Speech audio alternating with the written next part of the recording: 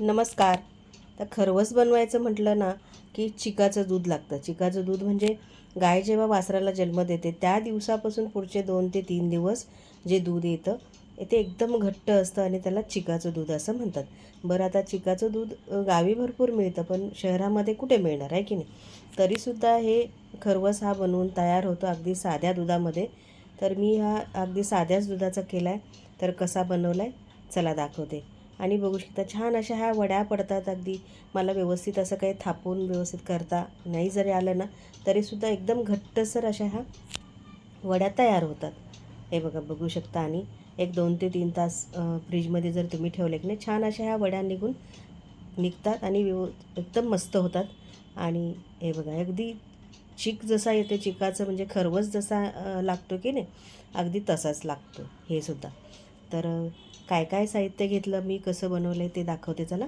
तर एक मोठा बाऊल घेतला आणि त्यामध्ये दही घेतलं आहे. दही थोडंसं पातळ आहे, तुम्ही पाहिजे तर हे जरासं कपड्यात बांधून ठेवलं की त्याचं पाणी निघून जाईल आणि मग वापरलं तरी चालेल. मी असंच वापरलेलं आहे.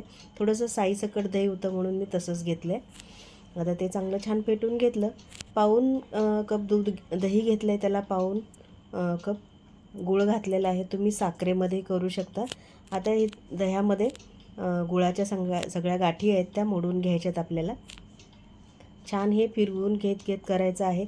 जर तुम्हाला असं जमलंच नाही तर तुम्ही मिक्सरचाही वापर करू शकतो, पण फक्त मिक्सरला फिरवत असताना बंद चालू करतच हे फिरवून घ्यायचं आहे. याला फेस येऊ द्यायचा नाही, नाहीतर मग तुमचं खरवस आहे तो वरती फेस दिसेल. आता तिसरं साहित्य म्हणजे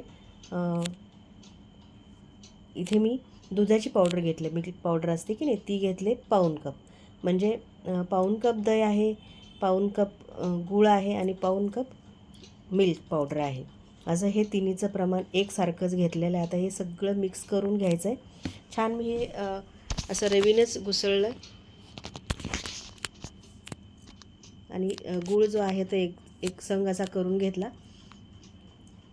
एक 5 ते 7 मिनिट असंच मी फिरवलं आणि छान मऊसूत आहे, बघा बघू शकता झालेलं आहे. आता यामध्ये दूध घालायचं. दूध किती घालायचं ते दाखवते. हे बघा, पूर्णपणे असं हे गाठी मिल्क पावडर आणि गूळ आहे याचं हे गाठी होतात, तर ते सगळ्या मोडून घ्यायच्या. आणि हे बघा छान असं हे पत हे झालेलं आहे. आणि आता याचा रंग दिसतोय की नाही बघा, चिकाचं दूध जसं असतं, तुम्ही जर ओरिजिनल चिक बघितला असेल तर असंच रंग येतो त्या चिकाला असतो. तर गूळ घातल्यामुळे झाले. तुम्हाला गूळ घालायचं नसेल, साखर वापरली तरीही चालेल. आता यामध्ये 1 ते 1.5 कप दूध घालायचं. आता दूध कसं घ्यायचं तर गरम करून थंड केलेलं असलं तरी चालेल, किंवा कच्चं तुमच्याकडे दूध असेल घेतलं तरीही चालेल. फक्त ते गरम नसावं, पूर्णपणे थंड झालेलं असावं. पण थंडच म्हटलं तर फ्रीजमधलं नको, पण अगदी बाहेर थंड झालेलं असावं. आता हे सगळं एक संग करून घेतलं, मिक्स करून घेतलं.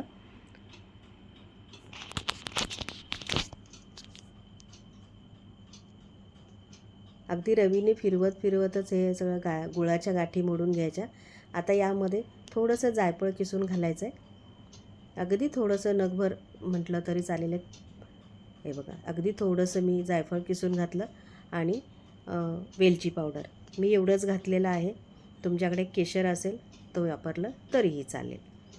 एक अर्धा चमचा वेलची पूड घातली आणि पुन्हा हे सगळं मिक्स करून घेतलं. याच्यामध्ये थोडासा फूड कलर तुम्हाला जर पाहिजे असेल तर घालू शकता, पण शक्यतो याची गरज नाही, कारण गूळ घातल्यामुळे ह्याला चांगला रंग आलेला आहे. छान मिक्स करून झालं आहे, बघू शकता. आता सगळं गुळाच्या गाठी अगदी थोड्याफार असेल तर थोडंसं आपण गाळून घ्यायचं, म्हणजे वेलची पावडर वगैरे घातल्या त्याच्यात मोठे दाणे आले असतील तर ते सगळे गाळणीमध्ये वरती राहून जातं, किंवा गुळाची एखाद्या खडा असेल तोही. आता ज्या भांड्याची खरवस बनवायचं आहे त्या भांड्याला कुकरचा एक डबा घेतला, त्याला मी थोडंसं तूप लावून घेणार आहे.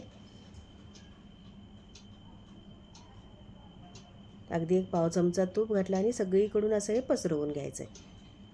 आता तुम्ही बटर पेपरही वापरू शकता, पण मी तूप लावून घेतलं आहे.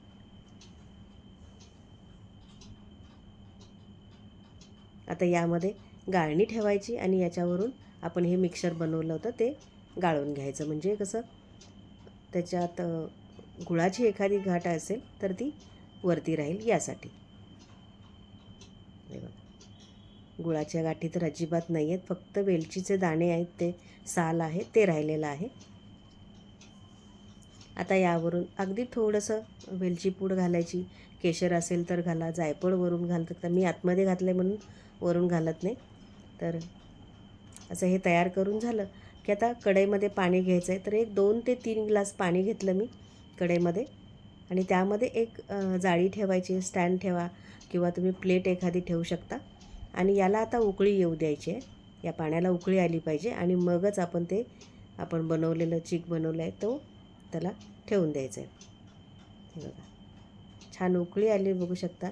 मी जास्त कसळसळ उकळी आली म्हणून गॅस बंद केला होता, पुन्हा चालू केला आणि बघा लगेच पाणी उकळायला लागलं की आता याच्यामध्ये हा डबा ठेवून द्यायचा. याला वरून, या डब्याला वरून झाकण लावायचं आहे आणि नंतर मग कढई पूर्ण झाकेल असं याला झाकण लावून घ्यायचं आहे. आता माझ्याकडे कढईवरचं झाकण आहे ते मी लावून घेतलं आणि याला 15 ते 20 मिनिट आपण याला असंच मध्यम गॅसवर याला शिजू द्यायचं आहे. शिजवून झालं की अगदी एक 15 ते 20 मिनिट थांबायचं आणि मग नंतर आपण काढून घ्यायचं. तर एक 15 ते 20 मिनिट झाले, काढून घेतलं मी आणि बघू शकता तुम्ही मस्त असा हा खरवस तयार झाला. अगदी थोडंसं सुरीने बघितलं, अगदी गरम गरम आहे त्यामुळे थोडंसं नरम आहे. याला काय करायचं, असंच फ्रीजमध्ये 1-2 तासासाठी सेट व्हायला ठेवायचं आणि मग याच्या वड्या करायच्या. 1-2 तास ठेवून घेतलं आणि बघा मी छान अशा ह्या वड्या काढून घेतलेल्या आहेत. हे बघा, मस्त अशी ही याची वडी निघाली. बघू शकता तुम्ही अशा पद्धतीने अशा खरवसाच्या वड्या. आता गावी चिकाचं पूर्वी आमच्या लहानपणी यायचं की अशा वड्या वगैरे काही करायचं नाही. गूळ घालायचं, शिजवायचं, सुंठ वेलची घालायची आणि खायचं. रेसिपी आवडली असेल तर लाईक करा, शेअर करा, चॅनलला